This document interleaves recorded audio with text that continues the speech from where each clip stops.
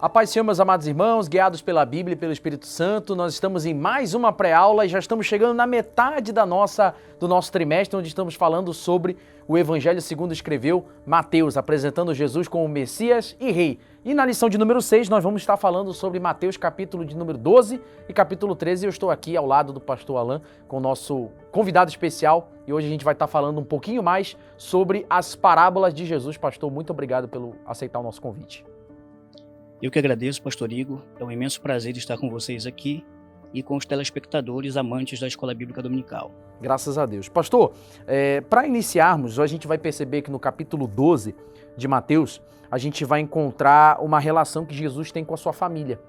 E eu queria que o senhor desse um pouco mais de ênfase sobre essa situação, porque existem algumas tradições religiosas que vão dizer que Maria não teve filhos. E a gente precisa de alguma forma quebrar meio que essa tradição, o que a própria Bíblia já explica. O senhor pode explicar um pouco mais sobre isso? Claro que sim, pastor.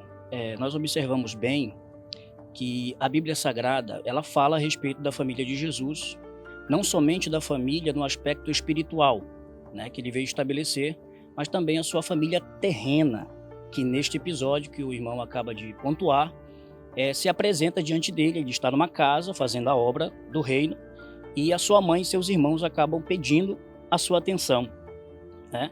E nós observamos bem que a Bíblia é muito clara em outros textos, como no Evangelho de Marcos, capítulo 6, vai listar o nome dos irmãos masculinos do Senhor Jesus, né? Como Judas, Tiago, José, né? E também fala das irmãs, mas não especifica o nome dessas irmãs. Então, biblicamente falando, Maria teve filhos biológicos, né, além do Senhor Jesus. Além do Senhor Jesus, e isso é fato irrefutável nas Sagradas Escrituras. Mas o que também é importante frisar, pastor Igor, é que nesse episódio da família de Jesus, nós temos que pontuar duas verdades que aqui eu extraio também de uma interpretação do Dr. Russell Shedd, que interpretando esse texto, ele diz que existem duas verdades a serem consideradas aqui. A primeira, né, é que a nossa fraternidade, ela repousa sobre a obediência ao Senhor Jesus. E dentro dessa obediência ao Senhor Jesus, nós somos introduzidos na família espiritual, né? Os meus irmãos são aqueles que ouvem a minha palavra de Deus e a cumprem. E a minha mãe e os meus irmãos. Amém. Amém. Isso é muito importante a gente poder tratar. Isso fica exemplificado na igreja, no corpo de Cristo. E tem uma outra verdade, né? A segunda verdade que o erudito ele pontua é que Jesus ele não tem a mínima intenção nesse episódio de exaltar a sua mãe ao status de divindade. Sim. Né? Como aparece em outros lugares também, como no capítulo 11 de Lucas, nós vemos uma mulher, né, que vê Jesus falar coisas extraordinárias e fazer milagres magníficos. Ela acaba se levantando e exclamando: bem-aventurada é aquela mulher que te gerou, né, o ventre que te gerou e os seios que te amamentaram.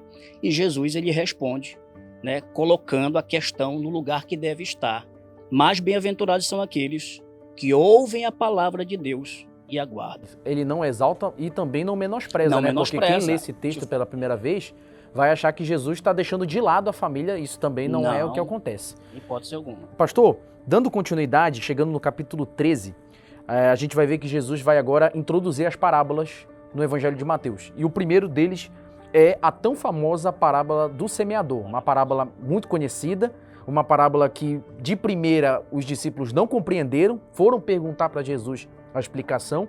A gente vai encontrar também no mesmo Mateus capítulo 13, mas eu queria perguntar para o senhor agora se a gente pudesse fazer um panorama dessa parábola para os dias de hoje. Quem é o semeador? Quem é a parábola? Quem é a semente, melhor dizendo? A terra, esses tipos de terra. O que o senhor pode explicar para nós sobre isso? Muito bem. Pastor Igor, a parábola do semeador, ela tem uma posição privilegiada entre os estudiosos da teologia, em específico, né, das parábolas. Ela é considerada uma parábola que tem um insight hermenêutico e ela é considerada chave hermenêutica por duas razões. Primeira, porque ela é a primeira parábola que é seguida de uma explicação direta do Senhor Jesus, né?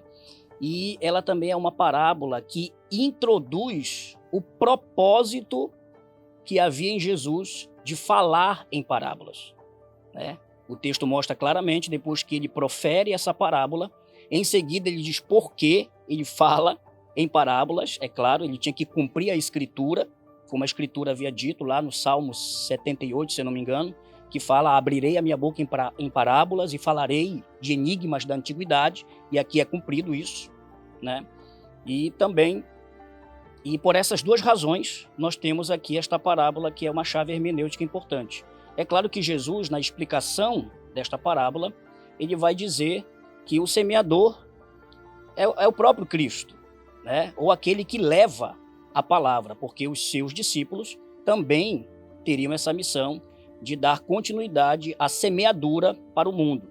A semente é a palavra de Deus, né? E os solos, como o coração do ser humano, que recebe essa palavra.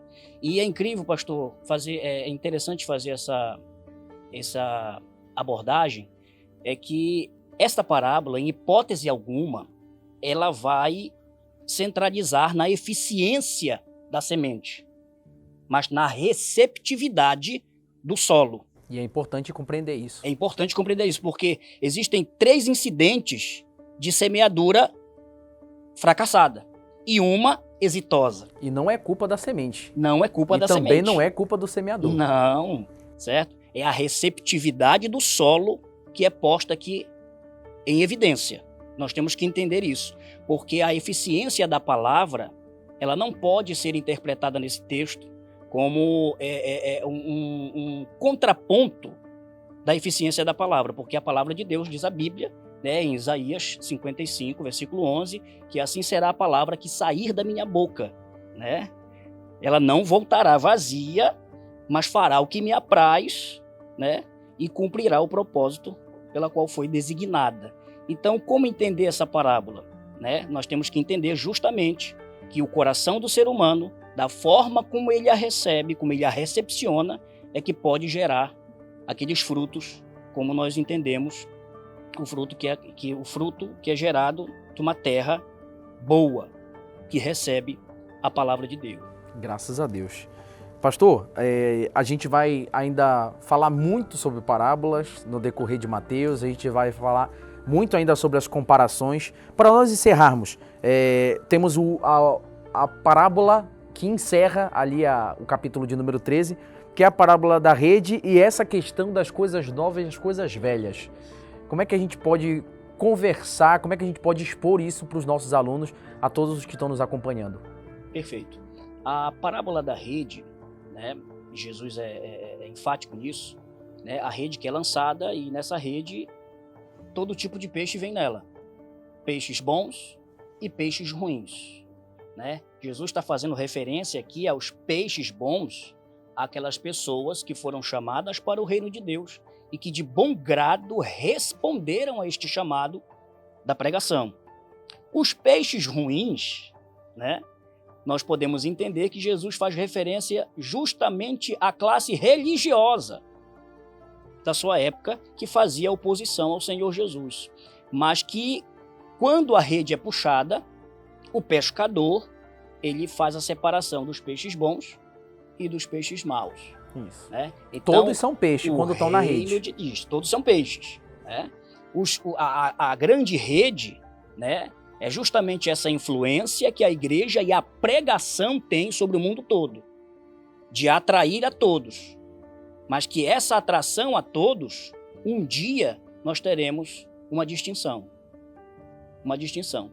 Nem todos no reino de Deus servem a Deus de uma forma correta, né? Mas existe uma parcela que serve de forma correta e essa parcela será separada para o reino dos céus, ou para o futuro reino, como diz a Bíblia. Agora, essa questão de Jesus falar sobre o escriba bom e versado no reino dos céus, que ele tira coisas antigas e coisas novas, né, do seu tesouro, é importante aqui que Jesus, lá no começo do capítulo 12, ele combate a tradição dos fariseus a respeito dos acréscimos que há, tá certo? Dos acréscimos que há sobre o sábado. Jesus, ele não era um quebrador do sábado, ele era um guardador fiel do sábado e da lei, como nós temos evidências no Novo Testamento. O que Jesus quebrava e fazia questão de confrontar era a pesadíssima e asfixiante tradição que havia sobre o sábado. Não podia colher espigas, mas não está na lei. Está na Mishnah, na Quemará, que são tradições, né, de interpretações de sábios rabínicos. E Jesus Cristo, ele combate isso. Mas é incrível que ele combate isso, mas não despreza totalmente a tradição deles. Ele só coloca a tradição dos judeus na posição que elas devem estar. Atrás das Escrituras. Sempre atrás das Escrituras. Para os saduceus, Jesus vai dizer: olha, vocês erram porque vocês não conhecem as Escrituras nem o poder de Deus. Né? Para os fariseus, ele vai dizer lá no capítulo 15, já, versículo 7, né, que assim disse Isaías a vosso respeito, que este povo em vão me adora, né, pregando doutrinas de homens. Né? Então Jesus é enfático. Então o bom escriba, ele aproveita a tradição sem desprezar a Escritura. Né? E ele divulga a Escritura sem também desprezar totalmente o que há de bom na tradição. Afinal de contas, o nosso cristianismo, né, a religião cristã, ela também é feita de tradições humanas. Sim. E tradições humanas que convergem com a Escritura. Exatamente. O próprio Jesus deixa bem claro isso, né? Ele não veio para abolir a lei, ele veio para cumprir. Justamente. Entendeu? E o que for colocado uma emenda dos homens, é isso que o próprio Jesus vai combater. Excelente explicação, pastor Alain. Meus amados irmãos, nós já estamos encerrando a nossa pré-aula aqui da lição de número 6 do Evangelho de Mateus. Eu espero que você esteja gostando muito de tudo que nós estamos fazendo com muito carinho para você, professor, para você, pastor, para você, coordenador, para estar te auxiliando nas suas aulas. E não se esqueça, domingo sempre nós estamos reunidos, cada um nas suas congregações, no nosso culto da família com Escola Dominical. Se você ainda não adquiriu a sua revista, pelo menos ela física, você pode buscar pelos aplicativos e continue nos acompanhando. Não esqueça de curtir esse vídeo, de você comentar, se possível também compartilha com o máximo de pessoas possível essa nossa pré-aula, que eu tenho certeza que vai ser muito especial para todos que estiverem nos acompanhando e assistindo. No mais, a paz do Senhor, guiados pela Bíblia e pelo Espírito Santo.